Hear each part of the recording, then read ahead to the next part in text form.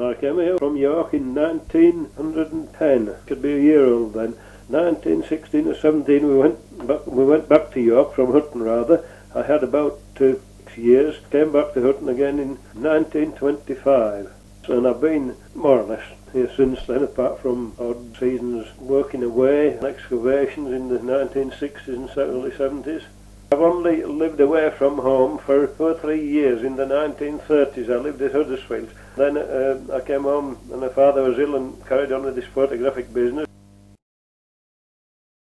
So when the war came on in 1939, we were just doing all right then, and then you see photographic material was all rationed. You couldn't make a living on what bit you got. I went on RAF training course at Letchworth, and then my father died. They told me that I hadn't passed the medical test. My eyesight and my hearing wasn't good enough, so I had to take a job. So I got in at the local engineer and works at Kirby Moorside. But I was down in Letchworth when all those raids were on in London in September 1940. I saw them from a distance. I was even in London when there were a few. The worst one I was in was near Birmingham. But apart from that, I never saw much of the war at all, because I was just cycling backwards and forwards to Kirby Moorside and cycling back on Wednesday night to play with the local dance band for the army camp at Helmsley.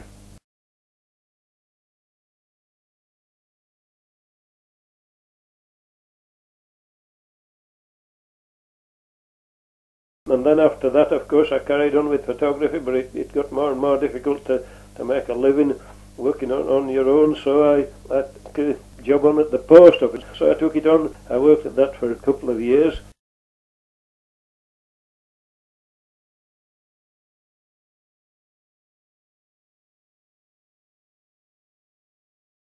Got rather a surprise, because in 1966, March 1966, I was awarded the MBE for recording archaeological sites for the Ordnance Survey, and so got into the archaeological world. So that Dr. Stead asked me if I'd go and act as warden for one of his big excavations down at St Albans, and I had 9 summers with them, because I was always interested in archaeology right away from being a youngster. And I did that for 9 years, but we were finished up at Baldock, and then he went to the British Museum, and so that dropped through. And I did a bit on Ryedale and Villa, and since then I've been doing a bit on my own, digging at Kirkmisbet and medieval sites.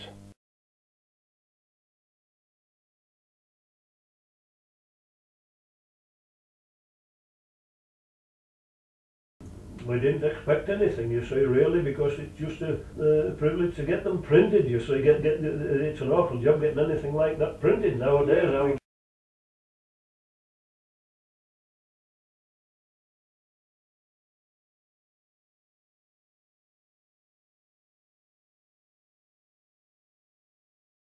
Hutton's changed entirely. The chapel living next door but one last night, and when we went to school we counted that there must have been nearly 70 children, and now I don't think there's more than 7.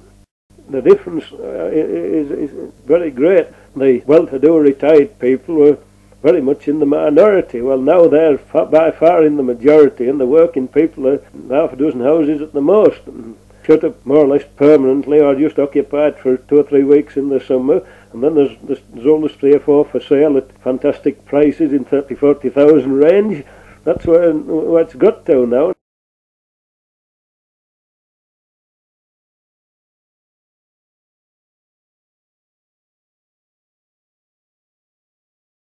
A number of them don't mind the tourists at all. They make a living out of them. You see, the innkeeper, the people who have the tea room and the craft shop and the gift shops, they're all for them, you see. But in the museum, of course, it benefits with them.